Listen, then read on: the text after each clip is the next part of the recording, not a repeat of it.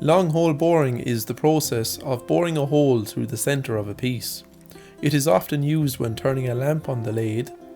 This allows for an electrical cable to be passed through the centre of the lamp.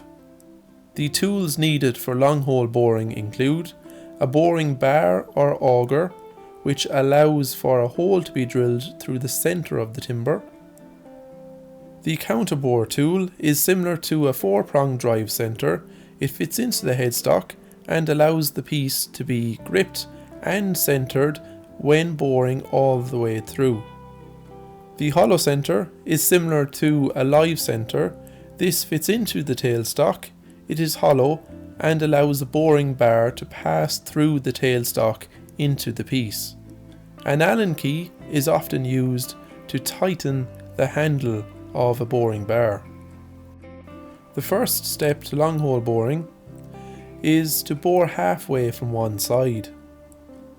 Once the piece is mounted on the lathe, with the 4-prong drive centre gripping the piece, the hollow centre in position in the tailstock, the boring bar is slowly passed through the tailstock and hollow centre into the piece. The piece is bored halfway from this side. Next, the piece is rotated and bored from the other side. The counterbore tool is inserted into the headstock and aligns itself into the hole already bored. The hollow centre is aligned with the centre of the piece. The boring bar is passed through the tailstock and hollow centre into the end of the timber.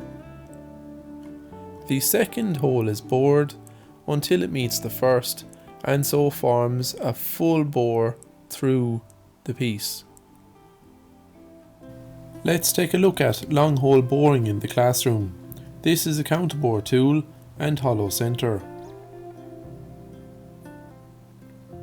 First, we must remove the live centre from the tailstock. We can do this using a blunt metal bar.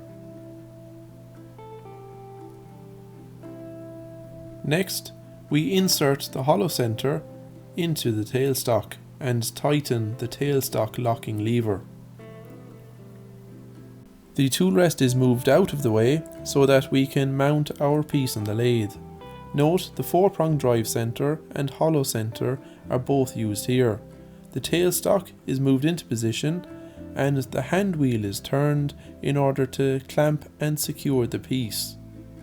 A metal centering rod can also be used here. The tool rest can be removed completely for safety.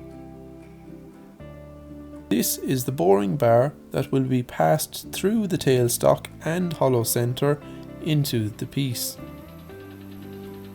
The handle of the boring bar must be held firmly while boring a hole through the piece. It is important to remove the boring bar quite often in order to allow the swarf or timber waste to exit the hole. Once the hole is bored halfway from this side, the lathe is turned off, the piece and 4-prong drive centre are both removed in order to allow the counterbore tool to be inserted to the headstock. The piece is then turned around, aligned with the counterbore tool and hollow centre and clamped in place with the tailstock. The boring bar is then passed through the tailstock and hollow centre into the piece of timber. This second hole is then bored until it meets the first, and so one hole is bored all the way through the piece. We can now pass an electrical cable all the way through the centre of the piece so that power can travel from the plug through the cable and to a light bulb in the top of this lamp.